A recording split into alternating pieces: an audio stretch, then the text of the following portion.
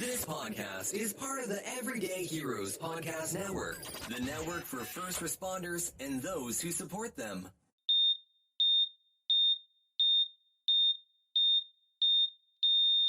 Me. Fall is in the air. I have to stop and scratch again. We had about 10 minutes worth of recording, and we had to do it again. It's so fun. Welcome back to Scissors and Scrubs. I'm Nicole. I'm Laura. And as we discussed in the first 10 minutes, it's September. We're going to do a little Labor Day episode because I don't like to talk about September 11th or my birthday. So I'm going with Labor Day. Okay. And our lives are crazy because both of our children are stationed close enough but far enough away to be a pain in the ass. So we're trying to cram in all of our episodes, which I felt like I was writing a book report last night. I was really fucking tired, so I half-assed this. I shouldn't say I half-assed it. I left out a story that we may or may not put in depending on how long this one is. Okay. Where did they get the idea of doing OSHA? Emmett, Local 4. Yes. All thanks, about you, Emmett. buddy. Thank you. We're like, wow. Emmett works for Boss. You know, there was a lot of construction accidents. Labor Day. Let's do OSHA. Oh. So thanks for the, you don't even know it, but you gave us the idea. Right. OSHA, Occupational Safety Health Administration. I think that's what the A stands for. Probably. Or association. Either one. Something like that. All right. So up until the 1860s, 1870s, factories were death traps, I think is a nice way to say it. Absolute, complete fucking death traps. They were probably some of the most dangerous places on earth. If you listen to our Labor Day episode with the kids, so not only were we putting 4 and 5-year-olds in these, getting arms chopped off, hair caught in machinery, fucking 6-year-olds working in the mines on the chutes, we also put adults in those. We actually put adults, probably, those were the safe jobs. We gave the adults the worst jobs. Yeah. So there's no safety regulations of any kind. There's no ventilation in the factories. So if you're working with cottons or any particles, you're breathing all that in, you get lung diseases. The machinery has no safety precautions. There's exposed belts. There's exposed gears. There's nothing to prevent your hair getting caught in these or your clothing getting caught in these. So the State Labor Union of Massachusetts in 1870 reports some of the most grisly accidents to date in 1870. And I wanted to look them up. I got tired. It spurs local advocates to be like, we got to fix this. This is ridiculous. We're having too many horrible, disgusting accidents. And, the hospitals aren't really kicking yet in the 1870s. So these people are just dying. 1877, Massachusetts passes the nation's first factory inspection law. Oh. What does a factory inspection law look like in 1877, Laura? Probably not very in depth. No, well, let's talk. Let's get into it. Let's get into the nuts and bolts. Okay. I used to hate when people would say that. Let's get into the nuts and bolts of the story. What the fuck does that mean? All right. So it says that you have to guard belts, shafts, gears, and protection on elevators and adequate fire exits. The fact that elevators had, just a floor fucking lift you up. You could fall off the elevator. That's scary. Disturbing. I would not like it. Shafts had no doors. Gears weren't covered. There were no doors to get out of. And there's no factory exits. Yeah. Fire exits. But you know what's funny is the shirtwaist factory fires after this. And it was still they just off. still had none of this shit. Which crap. Well, I think they had the doors. They just locked them. That's correct. Yeah. You are correct. They had them. They didn't say anything about They just locking wouldn't them. let you out of them. They just locked it from the outside. This prompts a flurry of state factory acts. So all the states start jumping on board. And by 1890, 9 states have provided for factory inspections. 13 required machine guarding. 21 made limited provisions for health hazards. I don't even know what that means. Okay. So even though the regulations covered many workplace hazards, it left many holes in the system, because I can't remember what I wrote. And many hazards are left uncontrolled. So obviously, it's also part of the Industrial Revolution. So newer and faster and quicker shit's coming out. It's like the internet. They can't make regulations fast enough for the new equipment that's coming out. So it's leaving loopholes for the new equipment to be more dangerous and more hazardous to the workers than the previous equipment. Laws had to be amended often and to cover all these new hazards, and many states didn't provide enough funds to do that, and they didn't provide enough funds for actually having people come in and check it. Inspectors they're political hacks, so you could pay them off. I mean, in the Coconut Grove, they just fucking paid off the fire inspector. He didn't even look at it, and 600 and something people died. Businesses would leave, like if Massachusetts has really strict laws, they're going to leave Massachusetts, going to work in Tennessee, who doesn't give a shit. Right. I'm not saying Tennessee had those laws. I'm just using it as an example. Sorry. So they're going to go leave because it's going to cost them less money. It's all about money. Right. Everything in this world is about money. So they're going to leave and go somewhere where it's easier and they can get more workers and fuck them up quicker. Mm-hmm. So in the 1900s, the newspaper media now are becoming nationwide. So something happens in Boston, California's going to hear about it within the day. Mm-hmm. In 1907, 362 coal miners are killed in Monaga, Washington, in the worst U.S. mine disaster at the time. It hits national news. Everybody hears about this fucking mine disaster. And it leads to the creation of the U.S. Bureau of Mines in 1910 for mine safety. Oh. I'm telling you, eventually this will get to OSHA, I swear. So in 1910, William B. Hard writes, Making Steel and Killing Men. And he's estimating that out of 10,000 steel workers a year, 1,200 are killed or seriously injured every year. Molten steel's being poured, right, hammering it in. I can only imagine. I wish I had not been tied and really deep dove some of these fucking accidents, because I bet you some of the shit was happening was nasty stuff. He urges these steel workers to please, like, protect your workers. And this story goes nationwide. So everybody's starting to hear about how bad it is. Mm-hmm. So this leads to a safety first movement. What is going on? It's 10 a.m. Jesus, Mary. I have Joseph. I had my iced tea in the car, but coffee. I haven't eaten. I'm hypoglycemic. I'm going to die by the end of the episode. All right, so this leads to a safety first movement. And in 1915, a National Safety Council is formed, and this spills over into the miners, into the car industry, into all the other major industries in the United States at the time.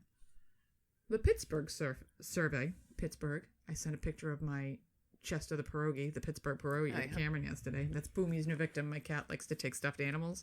So now Chester ends up in random spots around the house because I can just picture the cat walking with his little arm and poor Chester the pierogi hanging out of his mouth, ending up in the bedroom. And like he'll be in the front hall. I come home like, hi, Chester. Poor Chester. I love him. So the Pittsburgh survey of 1907-1908 brings to light that survivors of these injuries, or families of the people who are killed, are taking the entire economic brunt of the accident, even though the accident is the fault of the business. They're having they don't have to take care of anything. Well, do you remember the lip dip paint episode with the the girls? Radioactive shit that they were drinking. The radium girls. Radium girls. Like, they would go home and, like, their faces would be rotten off, and the business would be like, oh, that's from syphilis. Yeah, like, they just syphilis. Yeah, you couldn't, like, prove it against them. You know, I've said it before, I love my country, but when you look at the history of it, everything was so fucking sketchy. The little man just got shit on. And these families, you're talking dirt fucking poor. If you ever look back at these towns built around the mines, even in Western Mass, once the mill closed, you can see all the mill working houses. Yeah. They're all like run down shacks now. Right. And people are still living there, but there's no fucking industry. Right. So, I mean, it's just, these people were poor and we just kept taking advantage of them. So the authors of the survey agreed that if the employer if the employer has to pay for these accidents, maybe they'll make their workplace a little safer. Yeah, no, that didn't happen. So out of the Pittsburgh survey begins the idea of workman's comp. This is the first time you're going to see workman's comp floated around. 1908, Teddy Roosevelt passes a workman's comp for federal employees. So what, you get a paper cut and you're going to, what are federal employees doing? I shouldn't say, because some federal employees be like, I fucking dig wells off the Gulf of Mexico. Yeah. All right. I know what state employees are like, so they don't really need workman's comp. Oh, boy. Well, they take workman's comp because they get hurt one day and then they're out for 20 years getting workman's comp. Okay, digress. 1913, the Department of Labor is formed and is created to improve working conditions.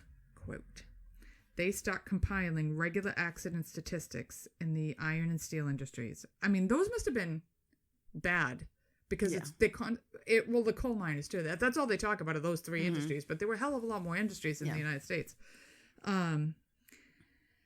The idea was, instead of feeding men into an unhealthy occupation, the thing to do is make the unhealthy occupation healthy. Mhm. So instead of feeding men and giving them black lung in the coal mines, let's try to fix this so they don't get black lung.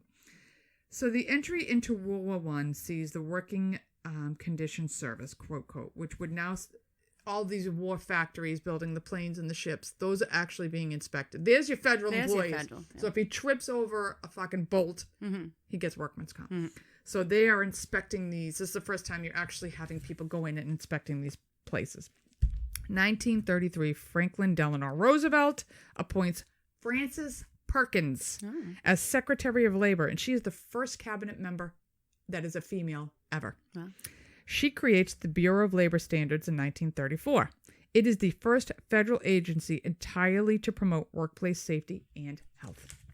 Of course, I mean, you had to get a woman in there to get this shit done. You know, she's probably got kids. Yeah. And she doesn't want to see them hurt. Right. 1958. So the 1930s, 1940s, back into World War II, we're trying to fix this shit. Now we're in the 50s. I mean, there was a lot more to this. I was falling asleep. So I'm really condensing this for you, ladies and gentlemen. So in 1958, Congress passes the Longshoreman. I fucking love that word. Like, I'm going to be a longshoreman. I cuss like a longshoreman. In Harbor Workers' Compensation Act. It gave the Labor Department authority to set health standard safeties for smaller workplaces. So now instead of just steel, iron, and coal mines, we're going into the longshoremen, we're going into the shipping industry, the factory industries. So through the 60s, the Labor Board is trying to pass health and safety regulations unsuccessfully. And this is a lot of bipartisan shit going back and forth, even back then. 1968, Lyndon B. Johnson tries to pass a bill for safety and health. He is citing inadequate standards for research, poor enforcement of laws, shortage of safety and health personnel, and a patchwork of ineffective federal laws. I mean, they state that one state, all these accidents were happening. They had like 7 health inspectors for the whole fucking state. And it was like a huge state. I can't remember what it was. And this bill fails for many reasons. He's trying to get this passed. It's a big bipartisan thing. He's presenting pictures, but they're 30 years old. They accuse him of promoting false information. And so it gets crushed. It doesn't happen. It gets reintroduced by Nixon after he's elected. He goes through his campaign promises. What are the things I said I was going to do? This is the fucking bill we're going to hit again. People need to be safer.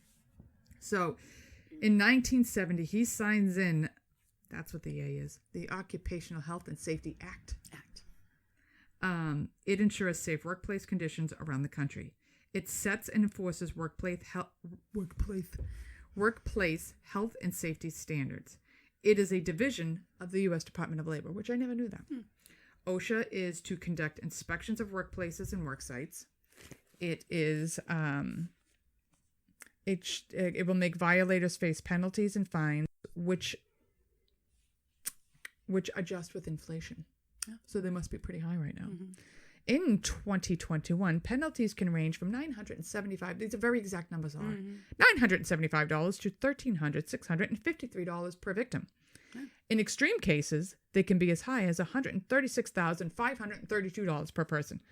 Like very fucking why the 30, specific. $32, not 33. No, 30. not 0.50 cents. $136,532. So this article on OSHA came from the U.S. Department of Labor. Nice. Now we are going to discuss a few incidences of why OSHA is here. Yeah. I'm going to go over the first 14 most common construction accidents first. And then I thought we could do the stories. Yeah. Because all the stories have these 14 accidents in it. Yeah. All right, so I got this from SedecaFirm.com. Sedeca. 14 most common construction accidents. 1, can you guess? Shit falling on your head. Height-related accidents and falls, which means falling from ladders, falling from scaffoldings, falling from roofs or machinery that's falling from those. Like if the scaffolding collapses, but there was a drill on it, it's going to hit your head and you're going to get hurt. So those are the most common accidents at a construction site. The scaffold law, which I didn't know was a thing, protects workers on construction sites from falls or falling objects. It enforces the employer to provide protective gear. If they do not, They can be found at fault for wrongful death or injury. So they have to give you the hard hat. I walk by scaffolding and think, no fucking way would I walk on that. I know. No, let alone drill, masonry, whatever other shit they're doing on that scaffolding.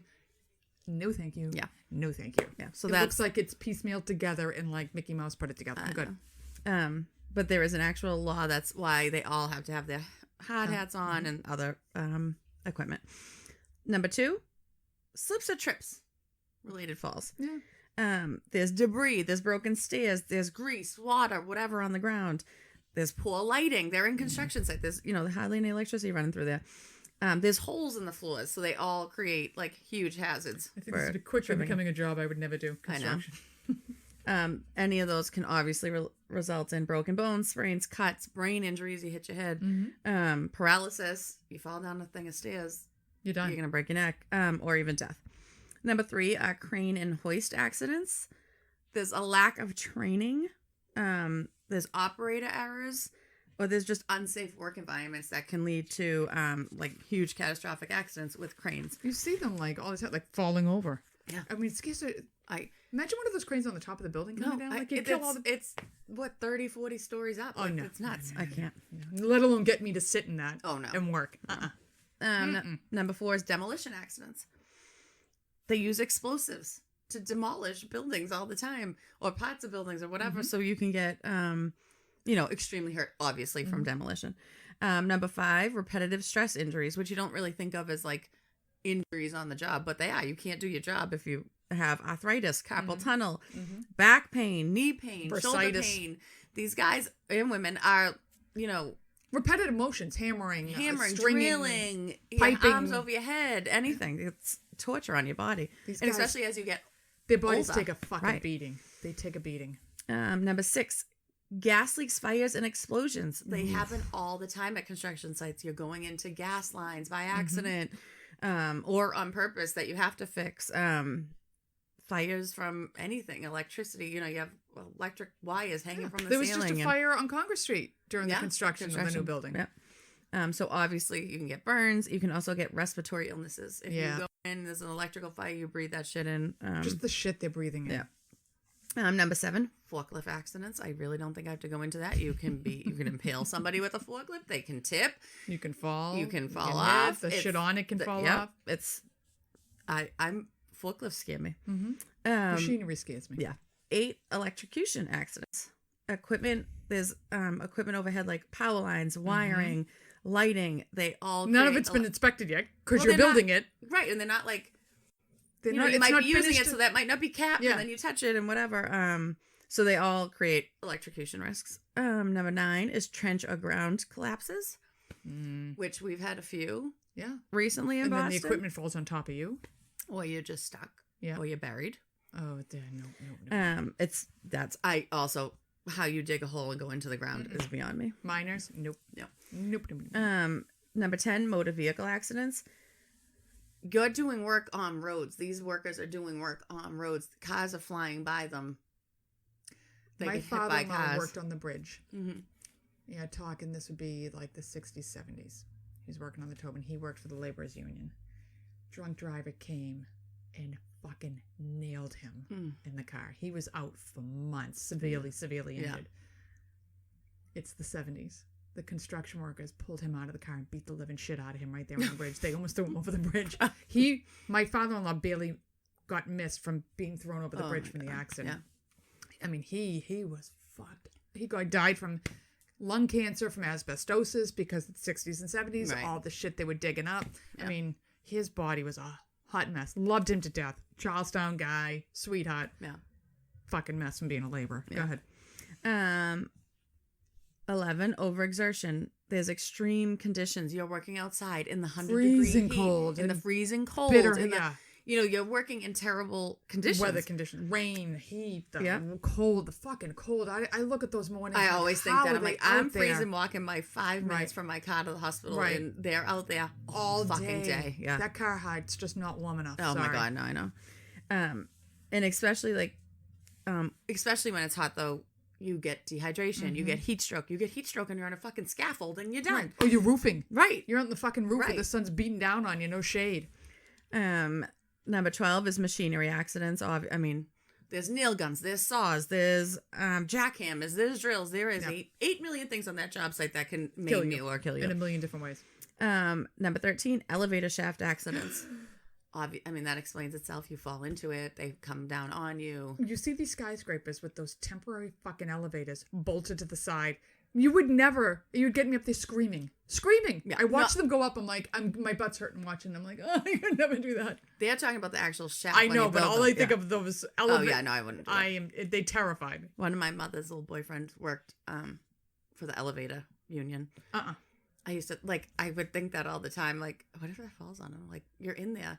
And you're building it, and there's this huge elevator that weighs 8 million fucking tons. Or you could just fall into Tower it and shit. Down. I know, 1,700 feet high. I can't.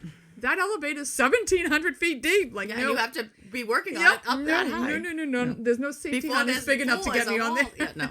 Nope, not happening. And number 14 is caught between accidents, which your limb or your whole body is caught between or by equipment and is crushed. You can have amputation injuries. Death occurs. Those caught between accidents are always the most violent, horrific. Yeah. But those are the 14 ways you can really be injured on a job site. And that's why we have OSHA. Yeah. And that's it should be 14A, 14B, I know. 14C. I mean, there's a million. Do you want me to go next with my disaster then? You can. All right. You can just do mine. Whatever. Do yours. All right. So, with that list, I thought that list was good because it pretty much touches on all these accidents that have happened in Boston. A lot of that happened in mine. Yeah. So I kind of... Okay. Bear with me. So there's 10 o'clock. Remember that. There's an article on ENR.com from June 9th this year. Mm-hmm. We've had a million construction accidents around Boston in the past year and a half. And also construction here is booming. I mean, construction's it's ridiculous. Everywhere you walk, the amount of everything's under construction. Right. So yes, things are going to go up, but there's a lot of serious injuries that have happened. 100%. So in the last 18 months, there have been at least 7 fatalities at construction accidents in the Metro Boston area. On June 9th, the police were called to the Seaport District at 5:36 a.m. to a construction accident. One man was dead and another injured after curbstones that they were being unloaded became loose and crushed the victims. And those are granite heavy huge shit. Ass. And we see the curb, it's only 6 inches above the ground, but it's a huge, a huge thing into the ground. And it's granite. It's heavy. It's heavy. And it's a whole thing of it. It's not one. It's a whole bunch of them. Yeah. So one died and one was critically injured. All of these are under OSHA investigation. I think I remember this because they never would tell you what happened. They didn't say that's literally all of it. And they won't tell you what happened. No. I remember seeing that, and they show you the ground, but everyone's like, "What the fuck happened?" It says when it was offloading, which I don't know, it was on a forklift, a truck, whatever. When as it offloaded, they fell and they crushed them. That happened 2 weeks after a National Grid worker was electrocuted in Medford. I remember that. On May 26th this year. He was electrocuted in an electrical box. A policeman was working the detail. You know, we always have a cop on detail, and he called it in to the precinct or whatever. They provided CPR. The man was transported to Mass General Hospital in Boston, where he was declared dead. 3 Medford police were also brought to the hospital for smoke inhalation from the burn. He must have been fucking fried. Yeah. That makes me sick. On May 4th. Emergency personnel received a call just before 2 p.m., just before the end of the workday, to the site of the old Edison plant in South Boston. Mm-hmm. The big old plant. Down by Castle Island. Mm-hmm. Laborers are working to turn the old plant into residential units, storefronts, offices. Live in an old plant. A lot like the Lynn Mills and all. People like to live in a mill is one thing. An old electrical plant, it's like the fucking smokestacks and shit. There's nothing in there. And a hotel. It's going to be this huge thing. Wow. I mean, it's a big fucking plant. Yeah. As they were working, a large, 30-foot piece of, it says cantilevered flooring. It's cement flooring with the metal through it, I think. With the rebar. Yeah. That was sticking out above the first floor, collapsed, and landed on 3 laborers. Oh! There were over 100 emergency crew members on site to try to get this 30-foot thing of concrete. Imagine how much that weighed. Yeah. 2 construction workers were immediately brought to nearby hospitals. They could get 2 of them out immediately. The third worker had his legs trapped under the debris. A surgeon was actually brought on site. I didn't even know this. Yeah. Because of the severity of his injuries, and they didn't know what was going to happen. If they were going to have to amputate him on site. The third man was not freed until sometime after 5 p.m. I do remember this one. And he was brought to the hospital with life-threatening injuries. I think they were in like a stairwell or something when that happened. Is that right? Maybe I'm thinking of another. That was a different one. Okay. But 2 of them were okay, brought to the hospital. You know, I'm sure they had injuries, but nothing severe. This man had very severe injuries to his legs. I take it. Did he make it? They just say he was brought with life-threatening injuries. I couldn't find a follow-up. I don't know why we can't find follow-ups on all of this shit. I don't know. I don't know if they just drop it or the family asks. Like, is this all happening because everybody's in such a fucking hurry to get it done? Like, are they? Obviously, I'm theorizing because there is no answer right now. Right. But I would love to know what is going on, because these buildings go up in a fucking second. Yeah. The one built near our parking lot. I mean, they weren't even finished with the top, and they'd already rented out the bottom. Yeah, I think most of these are on the side when they're demolishing. Okay. You know what I'm saying? Like, most of these Boston ones are on the demolishing. Yeah, but are they demolishing and not paying attention because they're in a hurry to clean the site to get it ready for the new building? Yeah. Because they have a time frame. All of these are under OSHA investigation. All right. Oh, OSHA. Yeah, OSHA's all over it. So then on March 26, 2022, so right before the last accident, around 5:40 p.m., first responders received a call for a building collapse. When they arrived at that address, a parking garage that was being demolished in Government Center, they saw a large amount of debris and a crane that had fallen 9 stories off the building. We drive by that garage every day going to work. A construction worker, Peter Mancini, he was 51, I believe, was in the crane. Oh. And when the emergency workers get there, they see that they can see him in the debris and in the crane. A concrete slab that was on the side of the building collapsed, which caused the whole crane to collapse with slide off the side of the building. They can see him in the debris. He is deceased when they get there. He was not removed from the debris until the engineers determined that the site was safe, so no one else would be injured or killed getting him. Mancini's family has filed a wrongful death suit against the construction firm. They accuse the firm of putting workers in danger by putting a crane on unstable flooring. Mm-hmm. And they say there was a lack of pre-demolition inspections. So OSHA is heavily investigating this one. Because it doesn't make sense why you would have a crane on something I don't know. I don't know a first thing about fucking construction, so. You would think it would have to be checked. For stability for this thing. Yes. I mean, cranes are heavy and they're lifting heavy loads. They need to have a strong base to be on. Right. And if you're demoing what it's on, that doesn't make any sense. Right. But I'm just, Monday morning quarterbacking. Mm-hmm. On May 5th, 2022, Boston Fire said a construction worker in Boston fell 30 feet. People in the area heard workers screaming and then all of a sudden just saw all these first responders running into the site. A woman that lives nearby said, quote, "It is heartbreaking. I mean, they work so hard and it is such a dangerous job. You just hope they use all the safety precautions and try to ensure that workers are safe."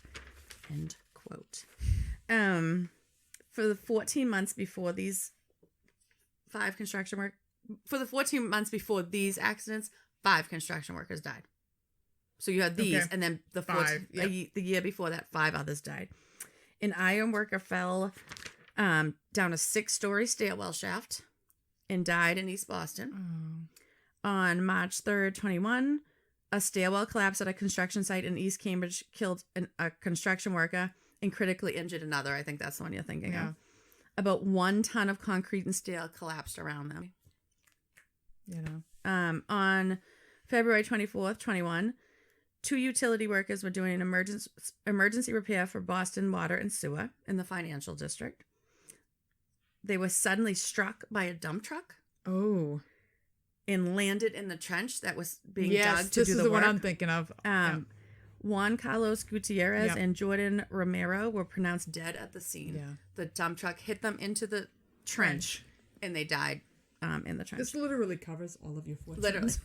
And they say it's kind of like, how do you die in the trench? Like, it only hits you into like a 9-foot trench. Like, you probably... It hit you. It's a but fucking you were dump truck. hit by a dump truck. B, you fell 9 feet down into a hole. And C, they say there's like gases in those trenches. So they might have fallen, had like a head injury, but then the gases got to them. On July 12th, 2022. It's like, it doesn't stop. Yeah. 6 p.m., downtown Boston. 2 Eversource workers were injured badly in a manhole explosion. Mm-hmm. They were brought to Mass General Hospital in Boston. They were performing routine maintenance on underground equipment when there was a massive explosion. Passers-by saw black smoke and then workers running out of the manhole. Like, so these 2 guys were just running out screaming, being burnt. Oh. One had severe burn injuries. The other one wasn't so bad, but one was very severely burned. It's just so sad. And this is just one city, one summer. You know, imagine. Well, these go, I mean, yeah, those are over 2021 and 2022. But that's just one city. Yeah. And then I had to do this one because I remember this one and I remember the pictures of it. And they're all horrific. None of those, it's all awful. But this bothered you. This bothers me so much. And I think it's because of the people around it, their looks on their faces in the pictures that disturbed you. It's disturbing. Sorry. So in October of 2016, so this isn't in that little span, this is before, workers were doing underground trench work for a private residence in Boston. Atlantic Drain Service Company was doing the work and had been cited before for not having trench safety walls in place while working. So they dig trenches. You're supposed to put up safety barriers so they don't cave in. Yeah. They had been cited before for not having these. 4 men were working in the trench when the walls collapsed up to their waists. So they're now stuck in the trench because their legs are stuck in the trench. As the walls collapse, there was a fire hydrant connected to this trench. The fire hydrant breaks. I don't want to hear the rest of it. The fire hydrant's hooked up to city water. I know where this is going. So that they all let go. All the pipes going to the fire hydrant let go. These men are trapped up to their waist in the trench.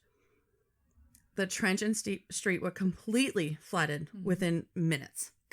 When I tell you that street, it was going down into the basement. The street was like underwater. Never mind this trench. 4 kids who were stuck. So 2 of the workers were able to get out before the water like filled the whole thing. They must have been higher up or less packed in or something, but 2 of them did get out.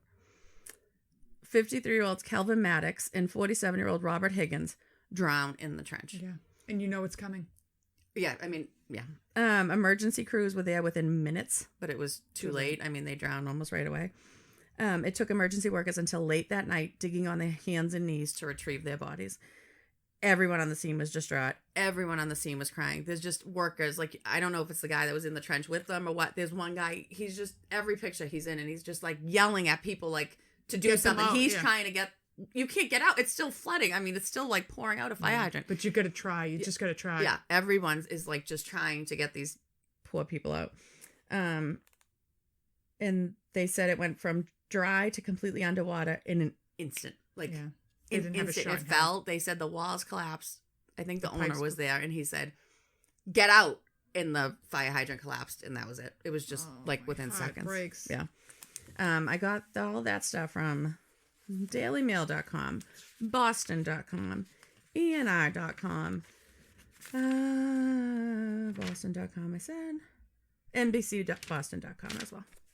Well, I guess I'll finish it up with the Willow Island disaster, which went down as one of the worst construction accident sites disasters. I don't know if it's to date or up to that particular date, which was April 27th of 1978. The Allegheny Power System they're building, I thought it was nuclear power plant, but it's not. They're building a power plant that's run by coal. And they want to build these big cooling towers that look like nuclear power plant cooling towers. And what it would do is they would need fans. It would cool things down. So they have already built one tower.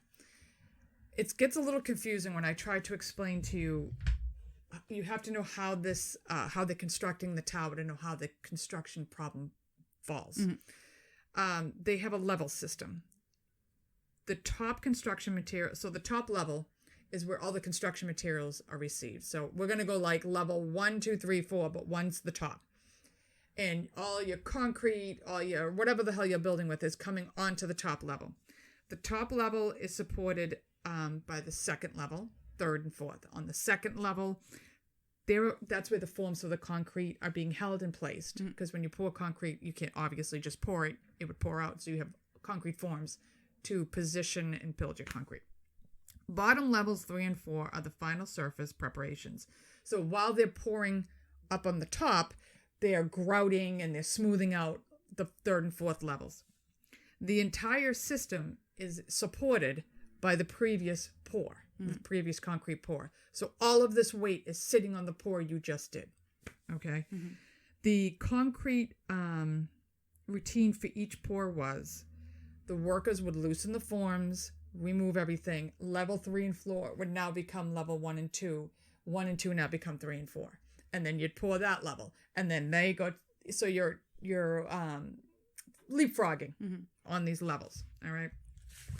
And again, you are building on the previous poured cement. So the entire framework and scaffolding will then get moved and elevated up again. You're going to leapfrog and they're bolting it into the wall to keep the scaffold. And the wall is, if you've seen a nuclear power plant, it looks like an hourglass. Yeah. So you're building up the sides of these walls. They're actually, I don't know if they're pouring I think they were pouring from the outside. So they're going up, but there's a gaping hole on the other side, where you'd fall into the tower that you have already built. So it requires the level 4. When you're doing this, you're hoisting all this shit up with cranes to get it to where you need to be. And once that's pour, again, the whole framework then gets moved up to the next level. So after this is done, after you've moved your forms and everything, the concrete and construction materials, they're lifted to their new position by 6 cranes and an elevated pulley system. The cranes move up the sides of the machine, of the wall of the tower as the framework is getting moved up the tower. And then as well, the scaffolding. It's just progressively being moved up the tower. So in 1977, the first cooling tower is complete, no problems. April 27th, 1978. Concrete, they're now trying, so they're doing it in sections. Level 28 has been finished. Level 29, the concrete's being lifted up to level 29 by these cranes. The cranes are on level 28, which was the previous pour. As they're lifting the concrete, level 28 starts to fail and the crane starts to tip. While it's hoisting all this shit up, it starts to tip in towards the inside of the tower. This causes all the previous concrete that they've poured for the tower to start unwrapping like a can. Like, there goes level 29, there goes level 28, 27, 26. It just all starts to collapse in seconds. They're anchored to the sides of the wall with the scaffolding in the system. This causes all the platforms, framework, scaffolding, everything that's bolted to the wall collapses with the cranes and everything else into the inside of this tower. Oh my God. 28 stories up. Close. 170 feet, which was like 15 stories high. 51 workers and tons of concrete fall inwards into the cooling tower, falling 170 feet, killing all 51 workers. Yeah. Immediately that day after the collapse, OSHA and the National Bureau of Standards, also known as the NBS, which is a department of OSHA, they start investigating everything. The cranes, the lines, the bolts, the scaffolding. They actually take concrete specimens and they store them at the same weather conditions that the concrete was being poured at. The concrete was on that whole week, and this is the 20 hours before. So this concrete's set for 20 hours. They took a sample and they're storing it. The week before this accident, everything, it was 20 degrees out. It was freezing. It was wet. Concrete's not going to set when it's wet. It will. It's just going to take a long time. So the NBS and OSHA determined that the concrete was not strong enough to hold the cranes and the weight. The company hired a separate investigator, Lev Zetlin Associates. That company's hired by the general contractor. And they actually believe that what they were doing is to kind of rush things along. They were removing the bolts and shit from the lower half to get ready to move it up. He's saying that's what contributed to it, is they were moving too fast and they removed the bolts. The final finding was the concrete would not have failed if the static line had not been removed from the base. I couldn't find out what the fucking static line was, but basically... I would assume it's that bolt system, right? They're moving shit too fast, and they said that's why the concrete failed. I don't know if that's true. So the legal consequences of this... OSHA issued 10 willful citations and 6 serious citations against the company. 5 of the conditions appeared to be directly related to the collapse, and the charges included failing to test field-cured concrete specimens before removing the framework, not properly anchoring scaffolding and framework, improper design specifications, not having proper erection instructions on the site, and employees were not adequately trained. The other 5 citations were considered unrelated to the accident. Criminal charges were dropped, but the company paid a substantial amount in damages and fines imposed by OSHA. After OSHA issued... Also, OSHA issues 2 serious citations to each Pittsburgh test laboratory that performed the concrete testing for the concrete company. They faced lawsuits from the families as well. I think they're saying they did improper testing and these things were not. So after the failure of the cooling tower, they faced, the 3 companies faced legal repercussions, and they were not the only ones that they were going after. OSHA was criticized for not applying strict enforcement of regulations. At the time of the accident, the number of this is where I came up with that. At the time of the accident, the number of qualified federal safety inspectors for construction projects in the entire state of West Virginia was 7. So West Virginia has 7 inspectors and all this construction's going on. This amount was considered absurdly low by the state commission. Yeah, it's kind of low. Especially, and they have like the mines in West Virginia. Like there's a ton of shit. Yeah. And you know what I've heard about OSHA is they tell you they're coming. So if you're working someplace and like, oh, OSHA's here on Wednesday, you're going to have everything fucking tight and ready to roll by Wednesday. You need to do surprise inspections on these things. As a result of this disaster, OSHA adopted new guidelines. One big step they took towards protecting future construction workers was the U.S. Construction Safety Act.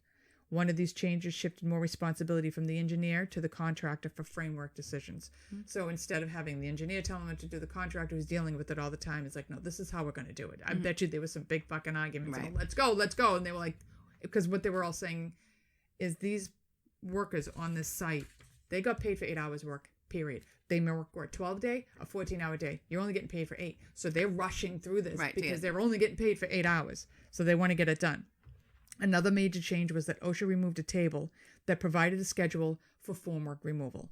Now the act requires that the concrete specimens be tested before removal of the formwork or any system that relies on the strength of the concrete. So this is not the company's finding about the static line. They can say whatever they want. Everything they've enacted is the concrete wasn't strong enough to hold the cranes.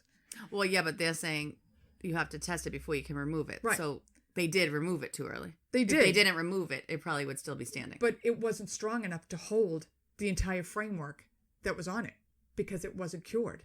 Right. You know? Yeah, so it's both. I guess it's both. Other guidelines that OSHA adopted after the accident included having a specialist review construction plans for cooling towers and requiring that a detailed safety manual be developed as part of the construction plan. Also, OSHA improved their inspection procedures by increasing the number of items checked at cooling towers and adding an inspection for compliance with construction plans. So I will say that at least they recognized the faults and they were trying to fix it. Not too long after that happened, a cooling tower in Satsop, Washington, 2 workers were killed and a 3rd injured when the steel form pulled away from the concrete. Had they been all... What the difference is I guess the scaffolding at Willow was all tied together. In Washington, because of what had happened at Willow, they no longer tied all the scaffolding together. So when it collapsed, it was just that. It only killed 2 guys instead of all of the scaffolding going down together. So that was Willow. What did I say it was? Willow Creek, Willow Pond, Willow Island. I had the other one. Not going to talk about it because I just don't feel like it. A lot of it was like, they had the Deepwater Horizon, but they don't give you the details of the accident, which why they were hard to cover. And I don't know why they're so sketchy on giving you details, but they don't want to give you the details of the accident. I mean, you don't know. There could still be like lawsuits unsettled or whatever. Right. So, yeah. So there's been a lot of major construction site accidents. They're dangerous places to work. These guys work their fucking They really asses do. off. And abuse their bodies every day, all day. Not for great money. Yeah. Like, they make good money, but not for what they're doing. So thank you all you local workers. Thank you all you Boston construction workers. You keep us going. Stay safe. Yeah, you make our skyline change every day. I know. I was like, when did that happen? All right, Emmett, you and your buddies stay safe. Bye. Thanks for listening. Bye.